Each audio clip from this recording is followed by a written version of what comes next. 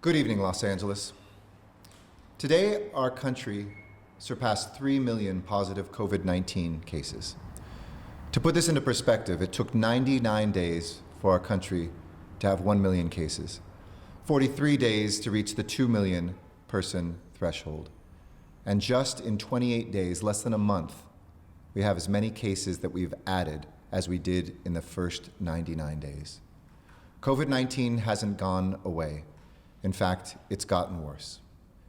Tonight I want to talk to you about the things we are doing, and first start with my thanks, because I know how hard people out there are working hard to wear their masks, wash their hands, keep their distance, and yes, stay at home whenever possible.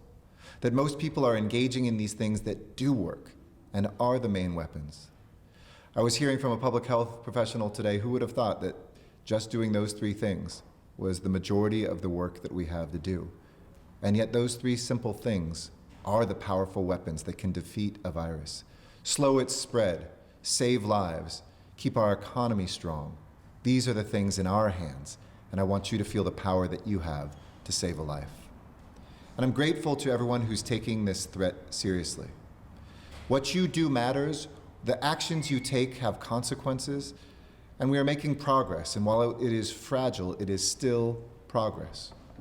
We came together and slowed the spread of the virus in March and April and May, and we're doing that again right now. But to be clear, on the other hand, and we've all seen it, we know it, maybe some of us have participated in it, there are still too many social gatherings, maybe too many pool parties this weekend, too many play dates, too many family barbecues, not just with your household, too many group activities. This is what COVID-19 thrives off of, the momentary pleasures of one day that stay with all of us for months in the days ahead. Today, more than 50% of the people who are testing positive in Los Angeles County are between 18 and 40 years of age. Remember just a few weeks back it was 30%? Then when I talked to you last week it was 40%. Today 50% of those cases are with our younger Angelenos. So to young Angelenos and Angelenos under 40, please do your part for all of us. To parents, I need your help. I need you to keep your children away from parties and gatherings with their friends. I know it's the summertime, and our muscle memory goes back to being together, to want to hang out with one another, to thinking, well, I don't know anybody who's been sick or in the hospital, so I'm probably okay, and they're probably okay. Maybe I'll get together in a group instead of hopping on a video chat, or young people that we see not covering their faces and physically distancing. And most young people are doing the right thing, I want to be clear, but it's clear that a lot of them are not still. And so they're winding up in the hospital, or if they're not winding up in the hospital, they're passing on to their parents and their grandparents this deadly disease. This isn't complicated. Do not get together with someone who's not in your household. These weeks are absolutely critical. Critical to whether schools open, whether our economy and our economic recovery path continues. These weeks are critical for saving lives. I was reading an article today about how suddenly when we hit numbers like 100,000 deaths, the difference between 100,000 and 110,000, we don't feel anymore. It's just human nature. But think about that, 10,000 deaths, and begin to picture each one of those people and the relationships with their families, the loss in their communities. We have to get back to feeling what this is about and the power we have to give a life, to save a life, to keep a life. We cannot let our guard down. I'm in frequent communication with the County Department of Public Health and with the governor and our state government, and all options remain on the table. We will do whatever is necessary to limit the spread of COVID-19, because improving our public health is the vehicle to reopen our schools and to keep our economy moving forward. As one of our leading infectious disease experts, Dr. Kim Farley at UCLA has said, and I shared this with you last week, but I want to repeat it, the only way to open the economy is to do it gradually, and then dial things back if the disease spreads and risks overwhelming our hospitals. That's exactly what happened last week. With a surge in cases, we dialed things back. And the governor closed bars and shut down indoor dining. We know so much more about this disease today than we did in March when it first hit us. And that means we can make targeted interventions to stop the spread of this novel coronavirus. But making sure we don't have to go farther and close more businesses requires an individual commitment of each and every one of us, from businesses and the people of LA.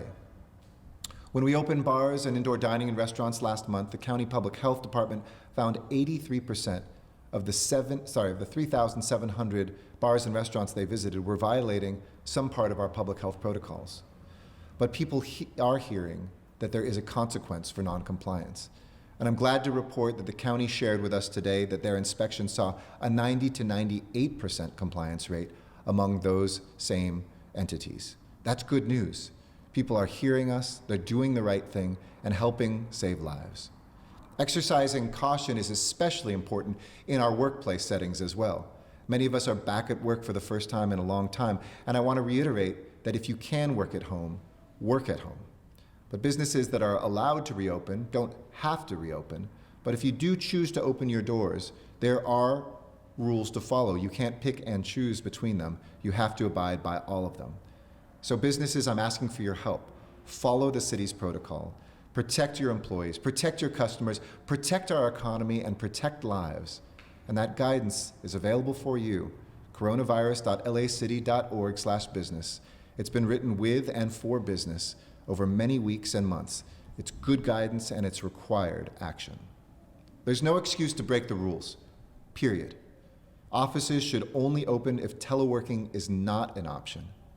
Now is not the time to return to crowded indoor workplaces. In fact, the 3 C's are things we should all avoid: crowds, confined environments, and close contact. We all know that. We have some people who don't stand 6 feet away. I had a great person who shared with me that it's kind of like, for the basketball fans out there, the Lakers triangle offense. If you're too close, make a triangle between you and other folks.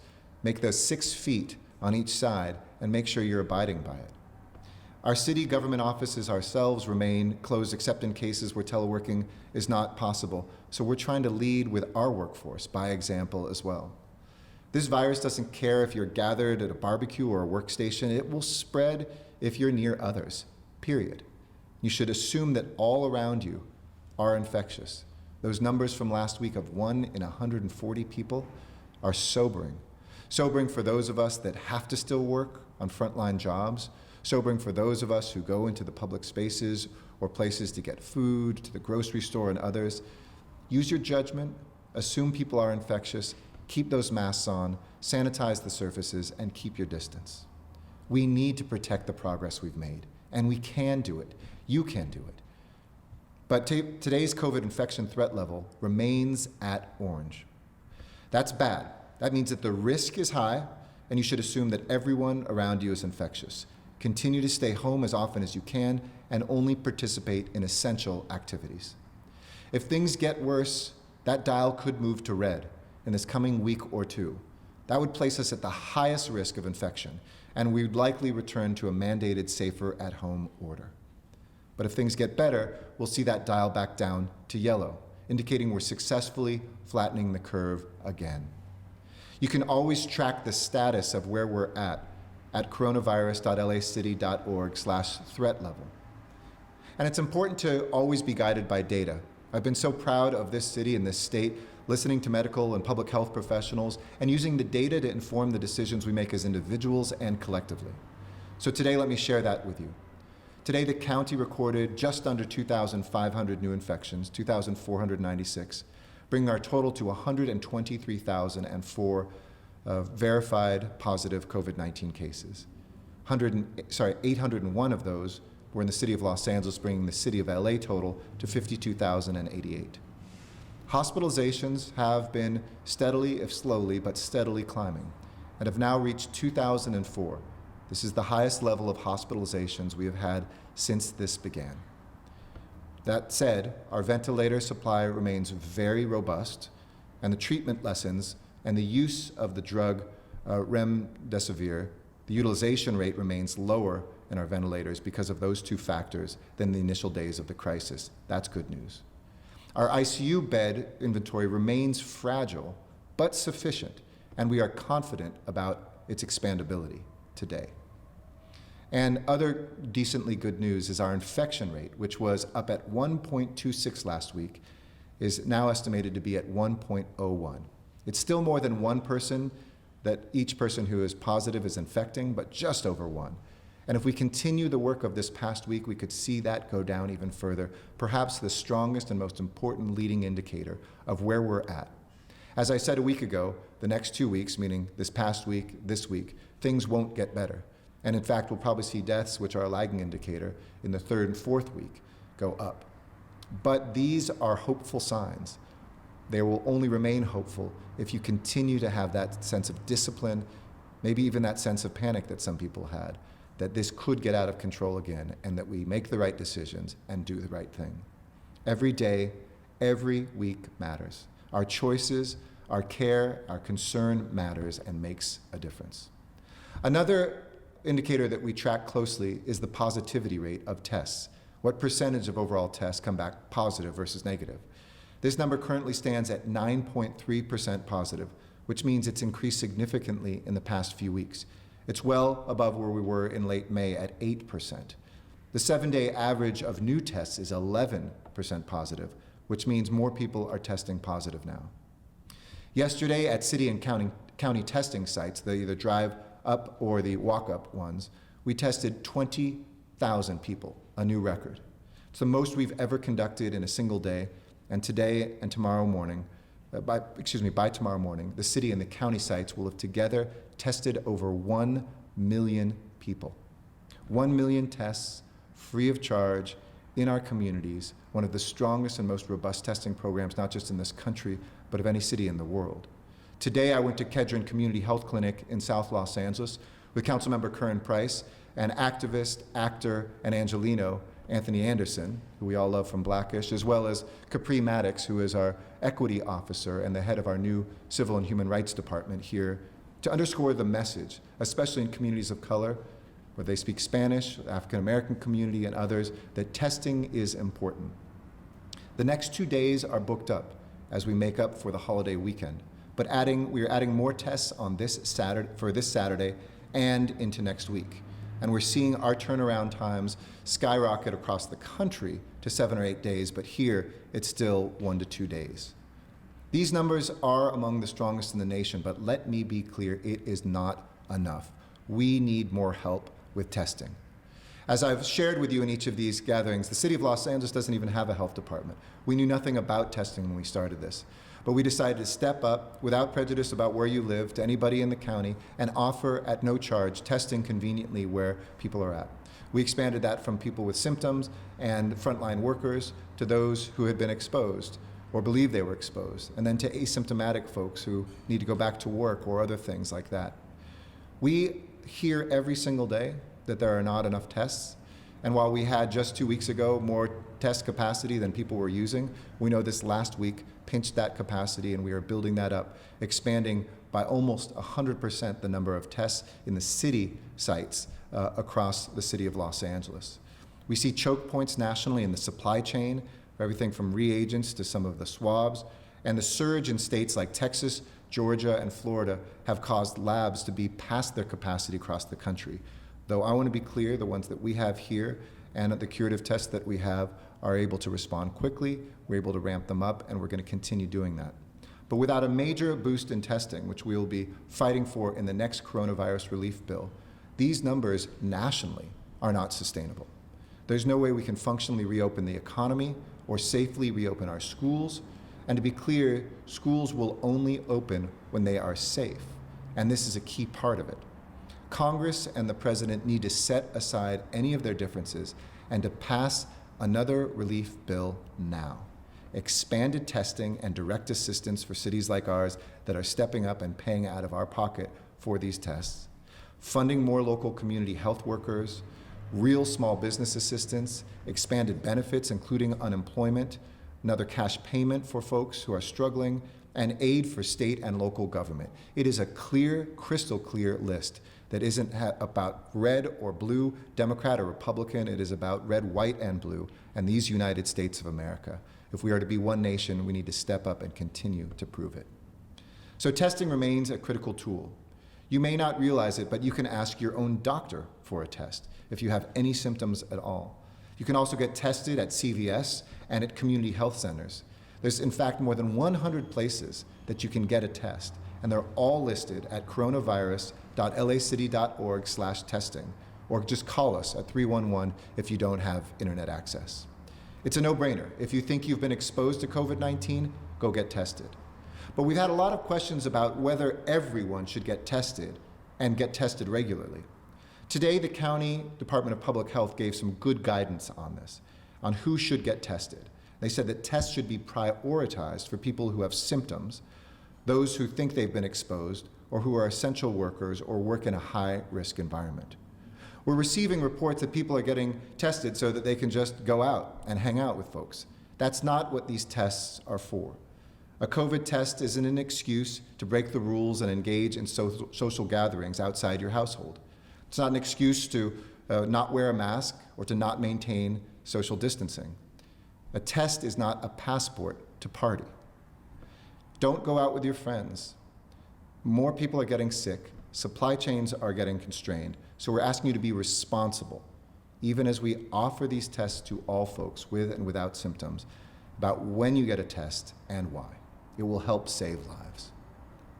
We also know that every single day, this is not just a healthcare crisis, it's an economic crisis. People are suffering, and I want to speak to some help that is on the way.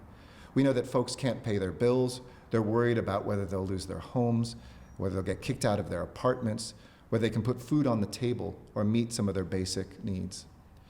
Too many people are struggling these days, and that's why early in this crisis, we took swift action, putting a moratorium on evictions. We froze rent for our city's rent-stabilized units. And that's why I worked with my city council colleagues to prohibit landlords, too, from taking advantage of tenants and to guarantee renters a private right of action if emergency protections are violated. And as I've always said, for those who can pay their rent, they should pay their rent, because landlords have expenses and many small landlords are also having financial difficulty now. And the last thing we want to see is our mom and pop landlords in this town lose their apartments, get bought by the banks, or go to the banks and get bought up by corporate housers. We know that many tenants still, though, cannot meet their rent obligations. That's why, working with our city council and Council President Martinez, we've created the Emergency Renters Relief Fund, which will be the largest renter relief fund in this nation. It provides $100 million to help renters stay in their homes and get welcome relief from the financial stress that they are experiencing. This program provides $2,000 badly needed dollars to help cover rent for our hardest hit households. If you're an 80% of your area median income, the average income, or less, and it gives financial relief and additional protection to renters, as well as support to landlords. It's really a win-win-win. Eligible tenants must live in the city of LA, be economically impacted by COVID-19, the loss of job or hours specifically from that, and have that household income at below 80%, which for a family of four is about $83,500. All renters can apply, regardless of whether they're immigrants or not, wherever they live. It is universal. Now, applications for this program will be accepted starting this coming Monday, and we'll be talking more about this. You'll be hearing from City Council members, City Council President Martinez, myself about this each day. But it opens up on Monday, July 13th at 8 a.m. and remains open until midnight on Friday, July 17th. It is not a first-come, first-served program, so don't worry about needing to call or log in on that first day. That will not impact the order that you apply in this coming week, will not impact whether or not you are selected. It's run through our Housing and Community Investment Department, and I want to thank the people who have been working so hard for these past weeks to stand this up and to make sure it functions on day one. And eligible applicants will be randomly selected if we have more applicants than money after the closure of the application period. Today, you can learn more about it. You can't apply for it today, but if you want to familiarize yourself with it, please go to our Housing Department's website. That's at HCIDLA. So HCIDLA .lacity.org, or call us at 844-944-1868. And some of the frequently asked questions are already up there for your convenience. We're doing everything we can to help those in need. to protect our most vulnerable, stop the spread, and to save lives. And one way we're doing that is through Project Room Key, which is helping our unhoused Angelenos that are living on the streets of LA or in vulnerable environments to have hotel and motel rooms with food, a safe place to be, and to make sure that they don't become COVID-19 positive. I volunteered at one of the hotels that is housing our fellow Angelenos, and let me say it was a great experience. Wonderful to talk to the folks that are there. Many of them are working. Yes, they're homeless and working while at Project Room Key. The folks that are providing them with meals, I thank you. The disaster service workers who are city employees that usually work in other jobs who are there every day, I thank you. They're making a difference, and I have some good news that we've just secured yet another hotel for this program, just outside of downtown Los Angeles with 294 additional rooms, bringing the total number of hotel and motel rooms in LA to nearly 3,900. I'm so grateful to the governor and everybody who stepped forward to help this program get off the ground and to keep going. Through all of this, the city is committed to helping every Angeleno get through this crisis. We see that with our city family, from Rec and Park staff who are helping our homeless neighbors at emergency shelters, to other disaster service workers who have stepped up, joining the county, over 300 of them now, as contact tracers from the city under the county's supervision. But I want to speak about a very special angel in the City of Angels, somebody who committed her life to the people of LA. LAPD Senior Detention Officer Erica McAdoo, who died from complications due to COVID-19. We lowered our city's flags in her honor. The governor joined us as well. I talked to her mother, Donna, today, and she told me about Erica's story, how she was born in Tulsa, Oklahoma, moved out here with her mom and her sister when she was 9 years old, graduated from Bellflower High School, then went to Cerritos College, studied the culinary arts, worked as a chef, and then decided she wanted to dedicate herself by becoming a worker for the city of Los Angeles and to serve the 4 million souls that call LA home. Angelenos were so fortunate that she made that decision. She chose this path, determined to give back to a city that had given her everything. Her mom tonight, when I was talking to her, spoke about how she was wise beyond her years, how sometimes as her daughter, she'd take care of her mom. We all know that. We have kids who sometimes seem wise beyond their years, and Erica was one of those people who just spoke with a certain authority, whose coworkers loved her, and she had a real impact on the life of our city. The active services that make our city stronger, that city government that I said would never close, even in the midst of a crisis like this. But unfortunately, she succumbed after 3 months of fighting to COVID-19. I want to say to Erica's sister and mom, an entire family, how our hearts are broken with you, how each one of us mourns with you and the families of everybody who has lost someone in this cruel, cruel crisis. Her mom, Donna, said that she felt God towards the end, and she said that God has something big planned for her, and I know that he does, and that she and each one of the angels that has fallen in this city is watching over us and asking us to do everything we can to keep their numbers as small as possible in heaven, to make sure that we have the neighborhoods and the families and the strength on our streets that we should, that we have the power to do something about. The City of Los Angeles mourns with Erica's family. We are here for you, and your service will never be forgotten.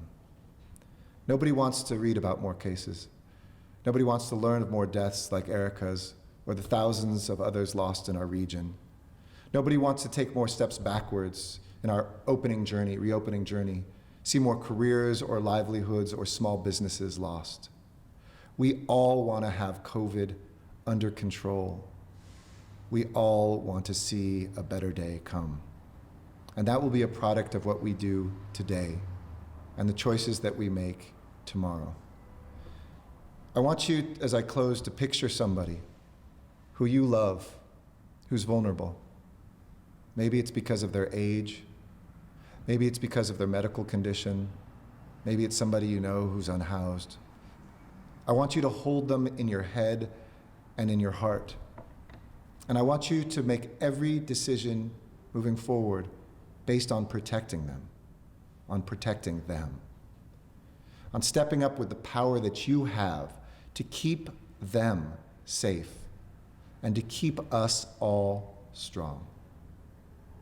Let's hold our loved ones who are the most vulnerable on the front lines with us every day and keep wearing our face coverings, stop gathering, and stay safe and stay healthy and stay at home. Strength and love and justice to all of you, Los Angeles. Thank you. With that, I'll answer some questions, and then I'll speak in Spanish afterwards.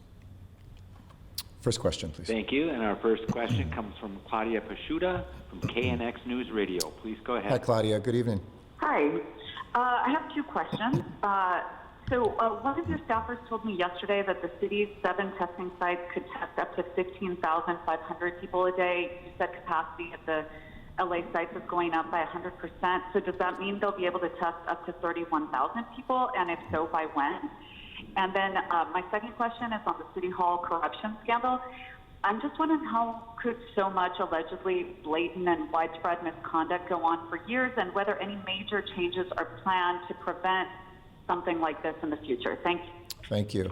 No, I wasn't talking about doubling again. I said that we had doubled. So, excuse me, to get to 15,500, that was double what we were doing just a couple weeks ago, and we were able to do that within a matter of days. So no, we aren't planning and don't have the capacity, just even with the personnel, to get to 31,000. It was a doubling to 15,500.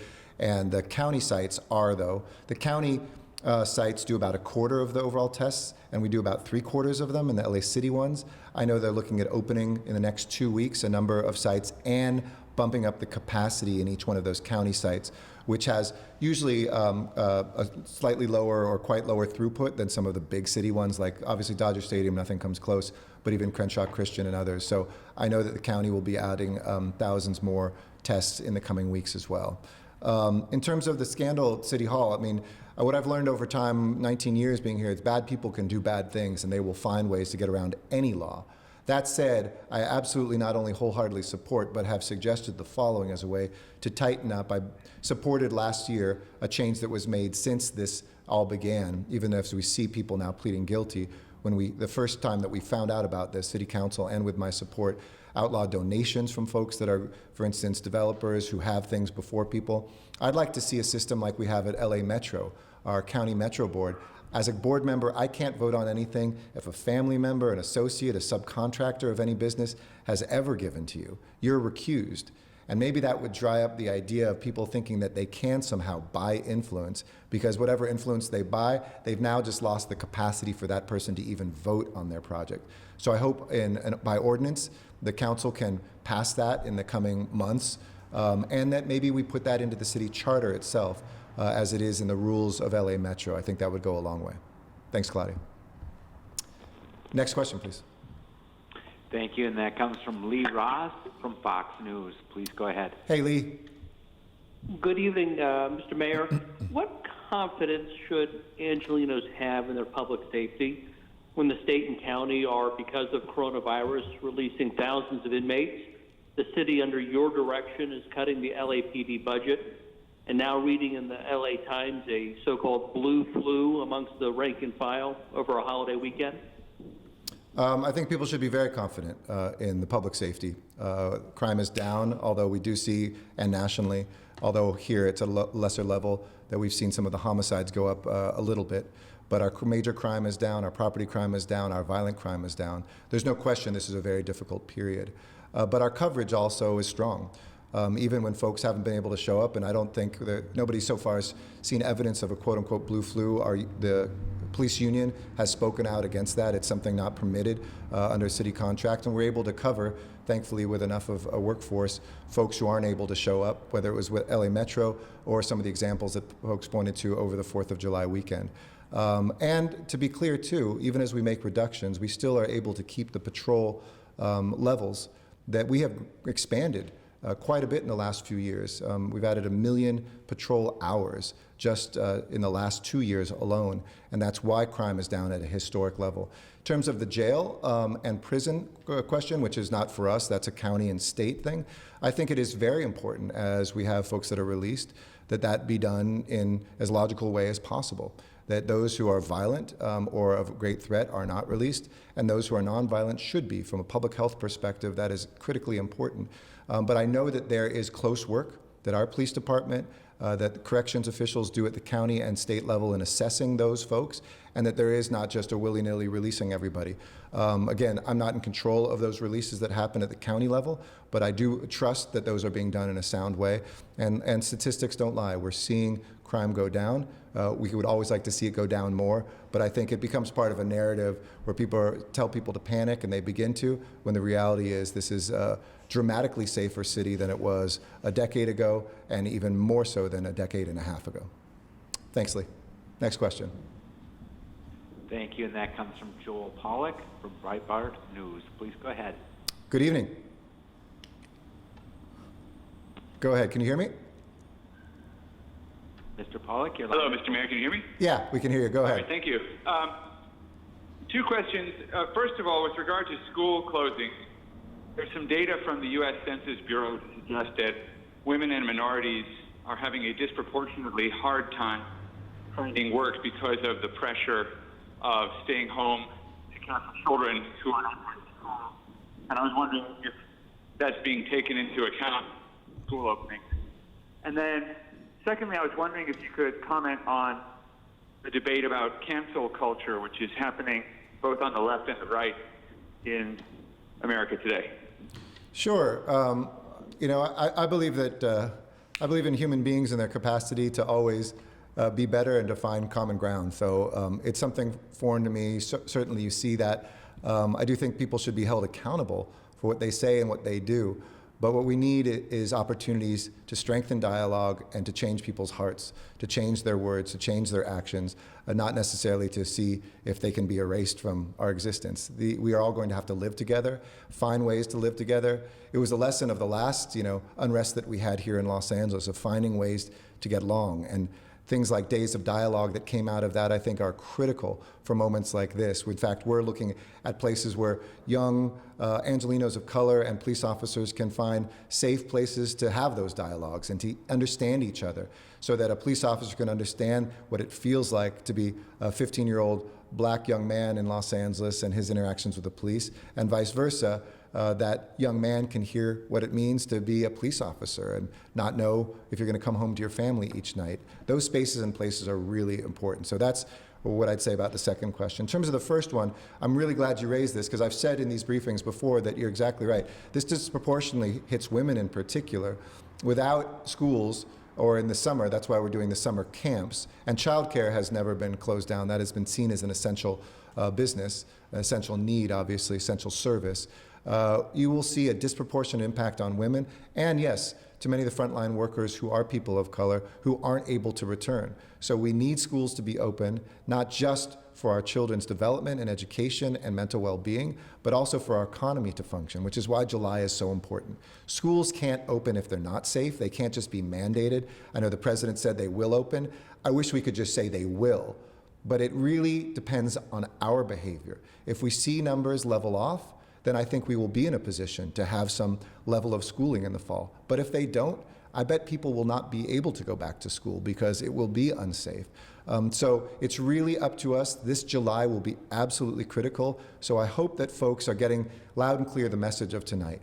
There's some hopeful things in this past week. There's also some very fragile and very dangerous things still happening. So we need to keep that momentum, keep going even further than maybe what we did in this past week since we saw those numbers tick up. And if we do that, we should be in a position to help those mothers and fathers and others who depend on school, and most importantly, to have our young people have at least some modicum of face-to-face instruction and social contact with their peers. Thanks. Next question, please. Thank you, and that comes from Steve Gregory from KFI News. Please go ahead. Steve, how you been?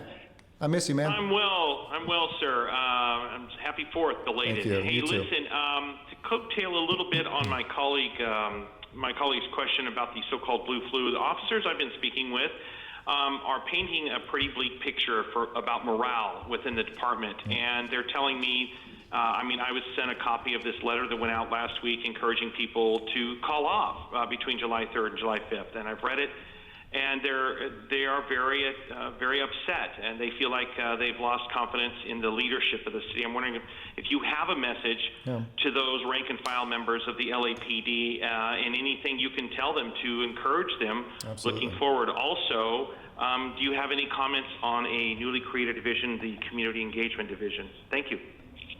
So a couple things. One, and I always get heat from folks who are looking to reform our police department, a vision that I share whenever I say anything positive about our police officers, but I will not stop doing that. I know that our police officers have in their heart a desire to serve and have stepped forward where many people don't, to put their lives on the line. I've seen the life-saving work that they do every single day.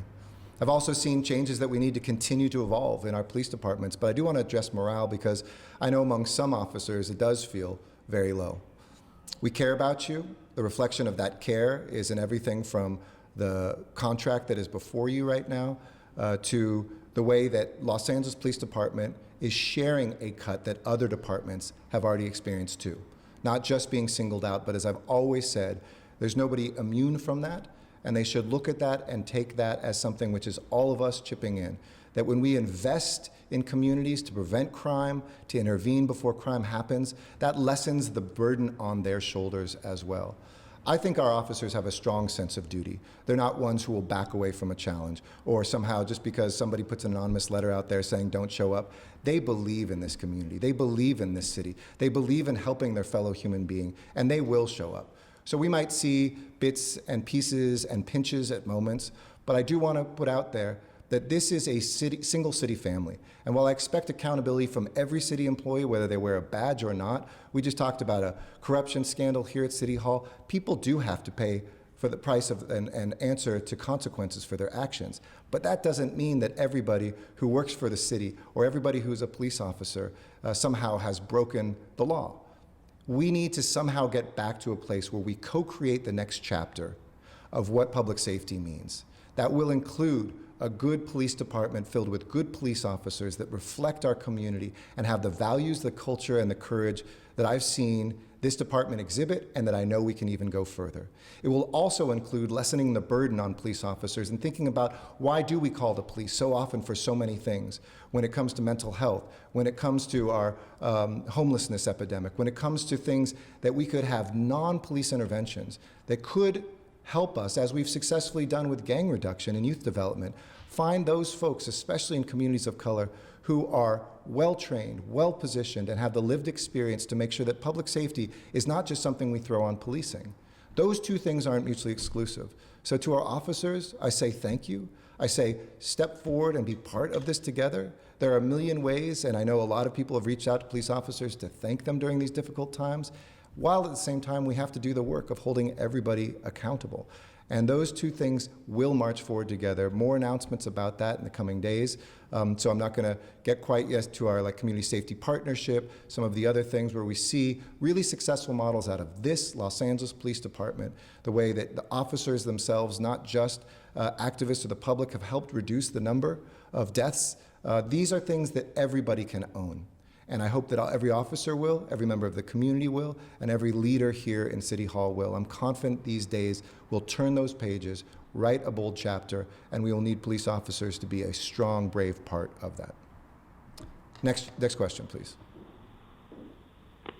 Thank you. And now to the line of Tom Tapp from Deadline.com. Please go ahead. Hey, how you doing? Good. Hi, Mr. Mayor. Thank you for taking my question, and thank you so much for what you've been saying about testing. Yeah. It seems like that's becoming an increasing concern for a lot of people, and it's great that we did, 20,000 tests today, but the city has 4 million people in it, and when I look at those two numbers next to each other, it scares me a bit. So I'm wondering, it's great that you called on Congress and the president. I'm wondering if you could amplify that and talk about some of the urgency around that as we go into 2 weeks that are crucial here. Yeah. And I've read your piece in Deadline, and I know there's a lot of kind of confusion and misinformation about testing out there. So I'm really glad you asked these questions because I guess you asked me, does it scare me or it scares you to see those numbers? Don't be that scared by those numbers, first of all, and I'll tell you why. But at the same time, we need much more. We saw just as recently as about a week or a week and a half ago that we had built enough capacity that every single day thousands of appointments and tests were not going filled. We saw at that time about a 30% drop-off rate of people who had signed up for tests but wouldn't show up. Then it was last week where that tightened up. About only 10% of people weren't showing up. Suddenly we were seeing a surge in some of the numbers. And that's when we added a 50% more, or 100% more capacity, of the city sites just in a matter of 2 or 3 days, which is, trust me, in the testing business, no easy feat. There's a few things you need for successful testing. You need sites, you then need personnel. And again, these are usually trained medical professionals or volunteers who have to go through a training. Right now in the city sites, it's firefighters who, and this is not their primary responsibility, together with CORE, the nonprofit that's done an exceptional job training everyday Angelenos who show up and put themselves literally out there as frontline workers in the midst of a pandemic to help. Ones who I joined at the Crenshaw Christian Center. I also volunteered as one this week as well.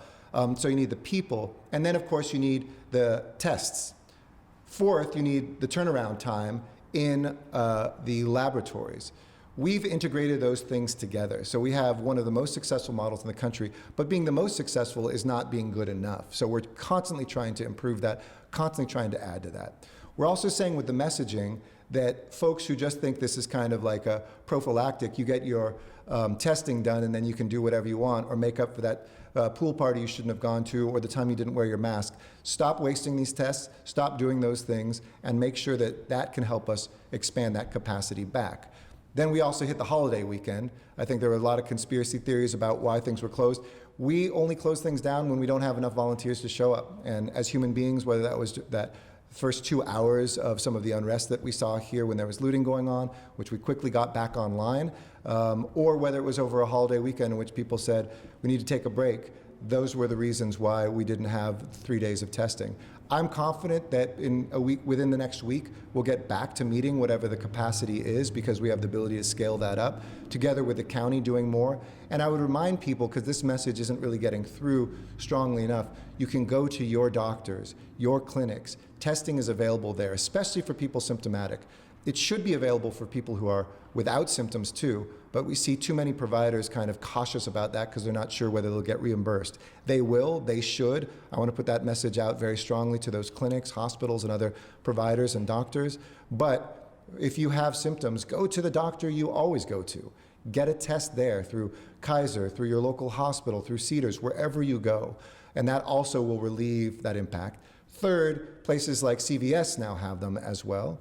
If you're in key dangerous populations that are vulnerable, to COVID-19, whether it's folks in public housing who might not be able to get to one of these testing sites, senior nursing facilities, the skilled nursing facilities, people experiencing homelessness, we're going to you. We're testing in 6 to 8 weeks all of our public housing developments. That's about 25,000 different units just across Los Angeles. We've completed all of our skilled nursing facilities, and we're going to go back to them again. So there's a lot of testing pieces, which is, I understand how it could get confusing.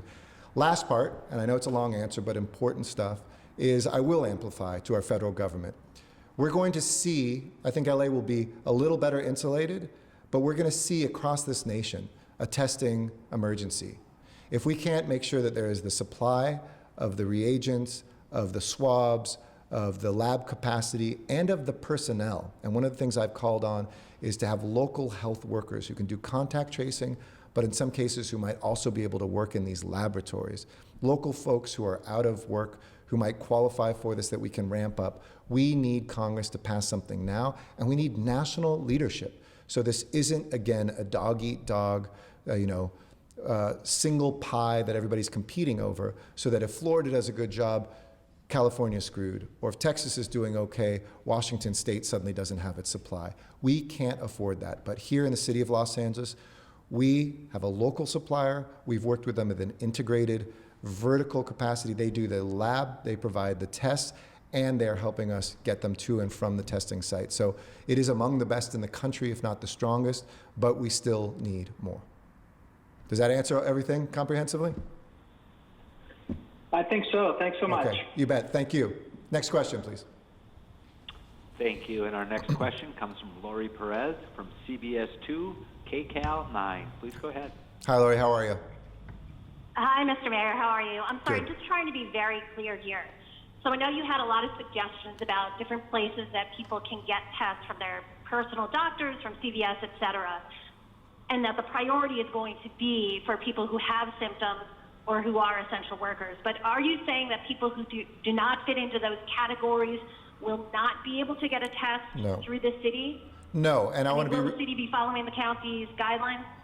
No, so we do follow the county's guidelines. They are saying priority should be given to those, and we do give priority. We've always had an algorithm that puts first folks with symptoms, frontline workers, before people who don't have symptoms.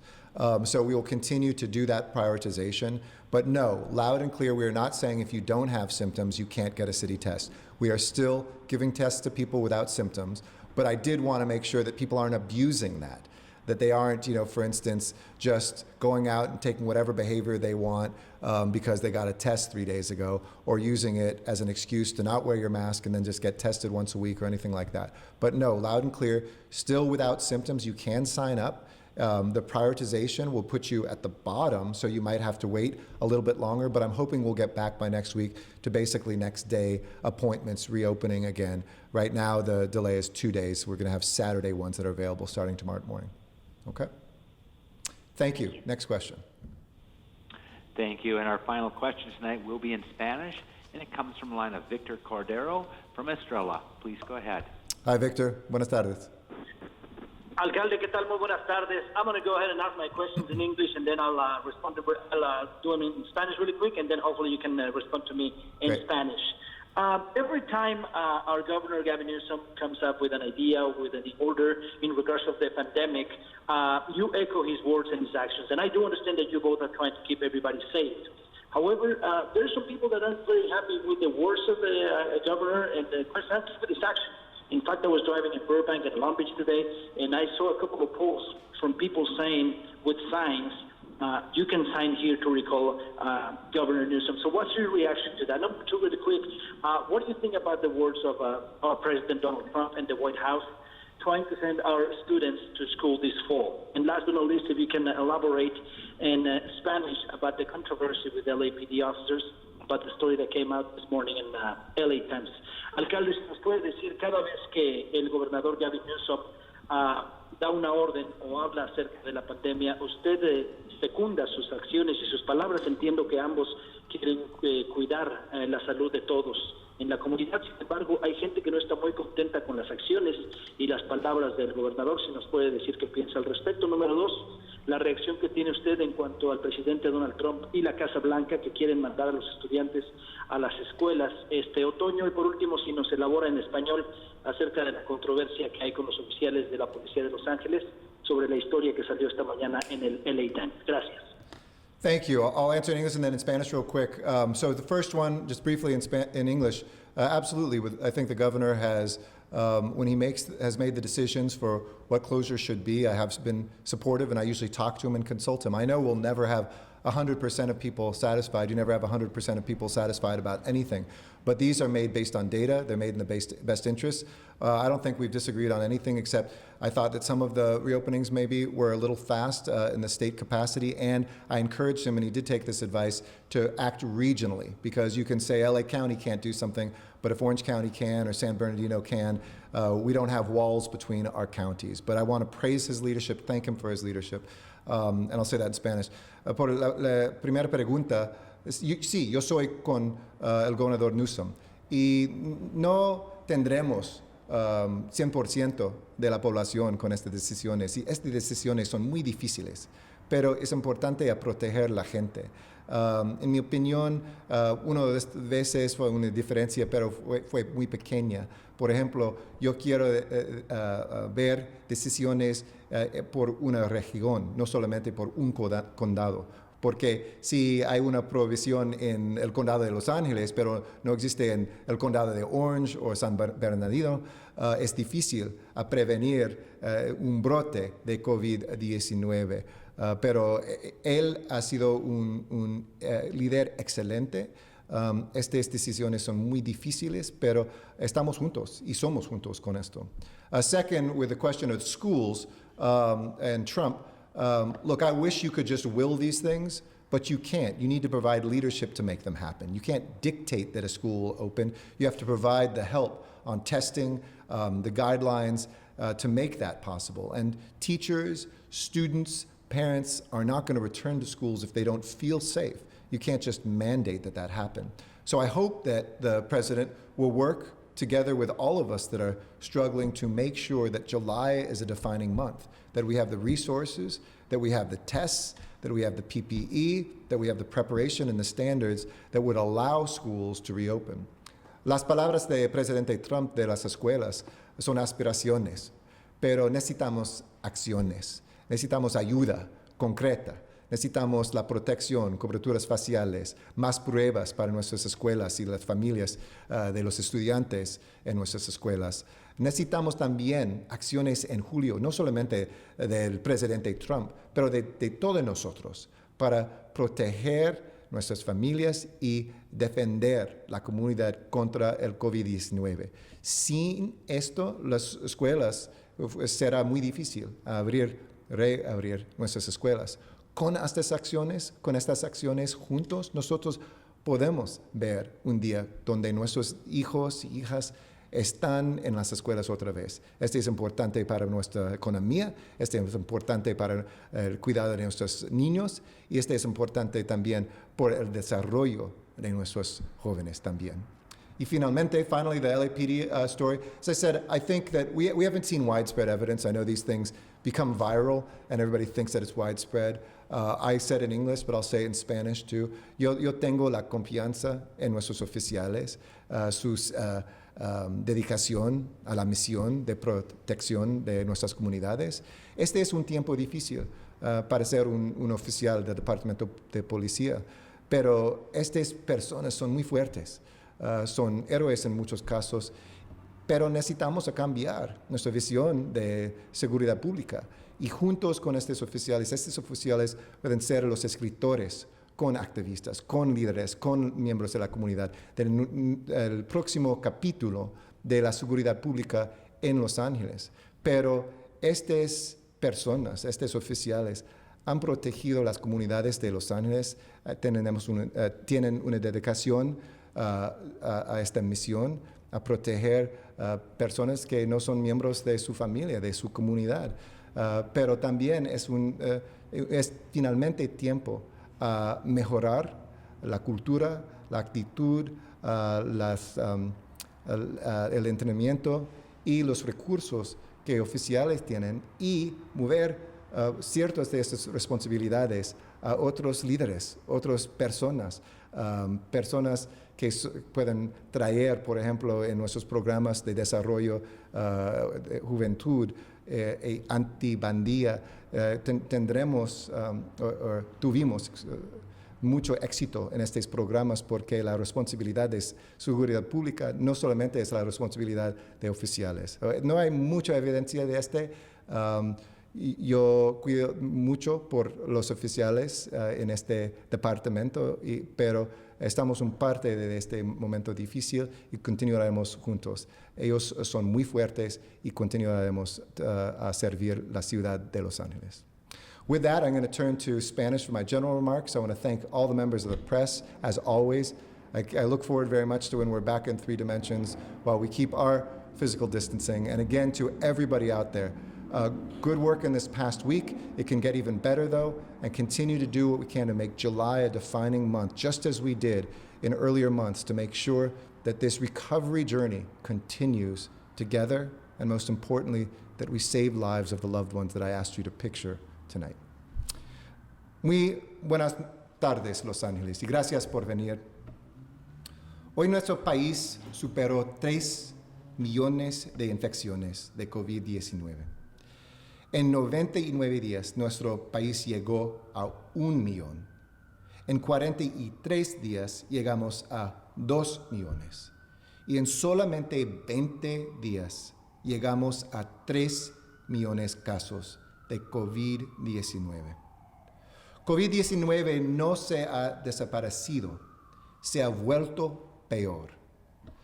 Estoy agradecido a todos quienes están tomando este riesgo en serio con evitar espacios cerrados y con mucha gente, y quienes están lavando sus manos, llevando una cobertura facial. Pero la verdad es que no hay suficiente gente tomando estas precauciones, y esto es muy preocupante. Este fin de semana había demasiadas reuniones entre familia y amigos, y necesito que los padres nos ayuden con esto. No permiten que sus hijos vayan a fiestas, ni que se junten con sus amigos. Los jóvenes no están cubriendo sus caras, ni están manteniendo la sana distancia en muchos casos. Gracias a los jóvenes que están participando y tomando las acciones correctas. Pero estas personas son vulnerables y a esta enfermedad, y están transmitiendo la enfermedad a sus padres, abuelos y amigos. Nosotros podemos tomar una vida, pero nosotros podemos salvar una vida. Esto no es complicado. No se reúna con otras personas. Si no vive con alguien, no se reúna con ellos. Es así de fácil. Estoy en comunicación frecuente con el Departamento de Salud Pública del Condado y con la oficina del gobernador Newsom. Estamos considerando todas las opciones y haremos lo necesario para frenar el brote de este virus, porque mejorar nuestra salud pública es la única manera de reabrir nuestra economía. La semana pasada, cuando subió el número de infecciones, el gobernador cerró los bares y cerró comedores dentro de los restaurantes. Pero asegurar que no tenemos que cerrar más, se necesita el esfuerzo y compromiso de todos, tanto los negocios como los individuos. Es muy importante cumplir con estos protocolos en negocios para proteger a sus empleadas y al público. Visita la página coronavirus.lacity.org/business. Y el rato de compliance en inglés, es mejor cada día. Gracias a los negocios que están mejorando su nivel de participación. En el pasado fue menos de mitad. En este fin de semana los inspectores del condado de Los Ángeles recibió un rato de 90 a 98% de acciones buenas. Además, las oficinas solo deben abrir si no es posible el teletrabajo. El nivel de riesgo de infección de hoy es anaranjado. Esto indica que el riesgo es alto y debes asumir que todos alrededor de ti están infectados. Quédate en casa lo más que puedas y solo debes participar en actividades esenciales como trabajo o como un viaje al mercado. Si se vuelve peor, estaremos el nivel rojo, con el riesgo de infección más alto. Y seguramente regresaremos a un orden para quedarse en casa. Si las cosas se mejoran, estaremos en amarillo, indicando que estamos avanzando en aplanar la curva. Visita coronavirus.lacity.org/threat level para monitorear nuestro nivel de riesgo de infección cada día. Es importante saber los datos que informan estos niveles. Hoy el condado nos informó de 2,496 nuevos casos. En total tenemos 123,004 casos. Entre ellos, 801 están en la ciudad de Los Ángeles, llegando a un total de 52,088 en la ciudad de Los Ángeles. Las hospitalizaciones están subiendo también. Hemos llegado a 2,004, el más alto nivel que hemos visto en nuestros hospitales. Nuestra tasa de infección sigue más alta que 1.01, pero ha bajado del 1.26 la semana pasada. Esta es una buena noticia, la cual indica que estamos frenando el brote con nuestras acciones. Pero continuaremos. Ayer en los sitios de prueba de la ciudad y del condado, le hicimos la prueba a 20,000 personas en un día, lo más que hemos hecho en un día. Para mañana le habremos hecho la prueba a más de 1,000,000 de personas en total, en los sitios del condado y la ciudad de Los Ángeles. Claramente no es suficiente. Lo oímos cada día y tenemos la esperanza que los líderes federales nos ayuden para brindar las pruebas que necesitamos. Pueden pedir una prueba en la oficina de su médico, este es muy importante, o su clínica en su vecindario, o en las farmacias CVS, en los centros de salud comunitarios. Para encontrar más de 100 sitios de prueba, visita coronavirus.lacity.org/testing o llámanos al 311 si no tienes acceso al Internet. Si piensas que has sido expuesto al COVID-19, por favor hágase la prueba. Pero las pruebas no son por una fiesta o por una razón para estar con sus amigos. Estas pruebas son muy importantes a la gente con síntomas y también la gente sin síntomas en riesgo, pero no hay una excusa por sus acciones peligrosas. Hoy el Departamento de Salud Pública del Condado emitió nuevas pautas para quién se debe hacer una prueba. Estas se deben priorizar para personas con síntomas, quienes han sido expuestos o quienes son trabajadores esenciales en ambientes de alto riesgo. Mientras todos se pueden hacer la prueba, no debes usar estas pruebas como excusa para comportamiento irresponsable. Las pruebas no son para poder reunirse con otros, ahora no deben reunirse con amigos. Mientras más personas se enferman, el suministro de pruebas se puede limitar. Les pedimos que sean responsables con las pruebas, por favor. Además, sabemos que el impacto económico es devastador para muchos durante esta crisis. El lunes 13 de julio, a las 8 de la mañana, se abren las aplicaciones para el Fondo de Alivio de Emergencia para Inquilinos y cierra a las 11:59 de la noche el viernes 17 de julio, la próxima semana. Este programa ofrece $2,000 para cubrir la renta para hogares sufriendo. Todos los inquilinos pueden aplicar, no importa su estatus migratorio. Es el fondo más grande en los Estados Unidos de una ciudad y es para ustedes, para ayudar a sus familias, para ayudar a sus comunidades, y yo espero que muchos miembros de nuestra comunidad aplicarán por este programa. Para aprender más y someter su aplicación en la próxima semana, visita la página hcidla.lacity.org. Las aplicaciones empiezan en lunes, pero la información existe en este sitio ahora. O llame al 844-944-1868. Estamos haciendo todo lo posible para ayudar a todos quienes lo necesitan. Además, estamos anunciando que hemos logrado un hotel adicional en el centro de Los Ángeles con 294 nuevas habitaciones para nuestro proyecto Project Room Key, nuestro programa estatal y local que alquila habitaciones para personas sin hogar. Ahora tenemos casi 3,900 habitaciones por todo el condado. Nadie quiere tomar pasos atrás en nuestro camino para abrir de nuevo, ni queremos ver la pérdida de sustentos.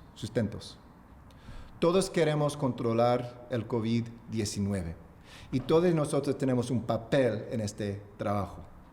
Nuestras decisiones hoy determinan si logramos esto en el futuro. Por favor, lleve una cobertura facial. No se reúna con nadie. Quédense protegidos, quédense en buena salud y cuando puedan, quédense en casa. Gracias, hermanos y hermanas, y fuerza, amor y justicia, Los Ángeles. Muy buenas noches. Thanks, everybody.